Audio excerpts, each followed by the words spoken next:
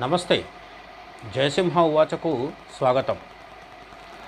శివుడు గొప్ప, విష్ణువు గొప్ప. అవతల వేదాన్ని నమ్మని విదేశీ మతాలు మొత్తం హిందుత్వాన్ని లేకుండా చేస్తుంటే ఈ శైవ వైష్ణవ గోల ఇంకా అవసరమా? చాలామంది ఇలాగే అంటుంటారు. కానీ ఇప్పటికీ ఒకవైపు మిషనరీ మాఫియాలు, మరోవైపు ముల్లా మాఫియాలు, ఇంకోవైపు మార్క్సిస్టు మాఫియాలు మూడు వైపుల నుంచి మనల్ని కబలించేస్తున్న మన వాళ్ళలో ఓ చర్చ సాగుతూనే ఉంది.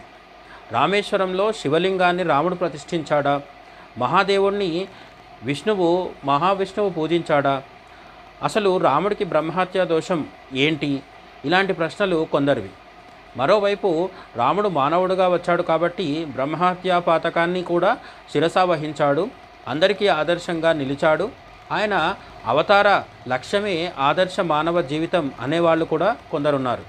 వాళ్ళ దృష్టిలో రాముడు రామేశ్వరంలో లింగ ప్రతిష్ఠ చేయటం నిజం, రెండో ఆలోచనే లేదు. అయితే ఈ అభిప్రాయ భేదాలు అప్పుడప్పుడు భేదాభిప్రాయాలుగా విషమిస్తుంటాయి.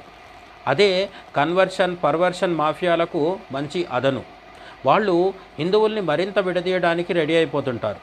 అది జరగవద్దంటే మనమంతా ఒక్కటై నిలవాలి. శివుడు, విష్ణువు, శక్తి, గణపతి, కార్తికేయుడు, సూర్యుడు అందరూ వేదసమ్మతమైన దైవాలేనని ఎప్పటినుంచో చెప్పుకుంటున్నాం. కాబట్టి ఇప్పుడు మళ్ళీ కొత్తగా శైవ వైష్ణవ భేదాలు రాజేసుకోవాల్సిన అవసరమైతే ఎట్టి పరిస్థితుల్లోనూ లేదు. అనగనగా ఒక ఊళ్ళో ఒక శివాలయం, వైష్ణవాలయం ఉండేవట. ఈ గుడి పూజారి మీదకి ద్వేషంతో ఓ రాయి విసిరాడట.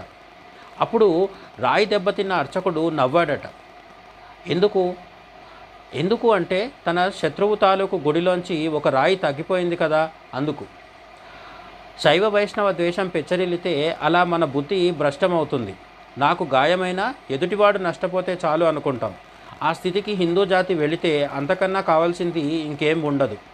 ఆ రెండు మతాల వారికి, నాస్తిక, హేతువాద, మానవవాద వగైరా వగైరా సనాతన ద్వేషులందరికీ కూడా కావాల్సింది అదే. శివాయ విష్ణు రూపాయ శివరూపాయ విష్ణవే.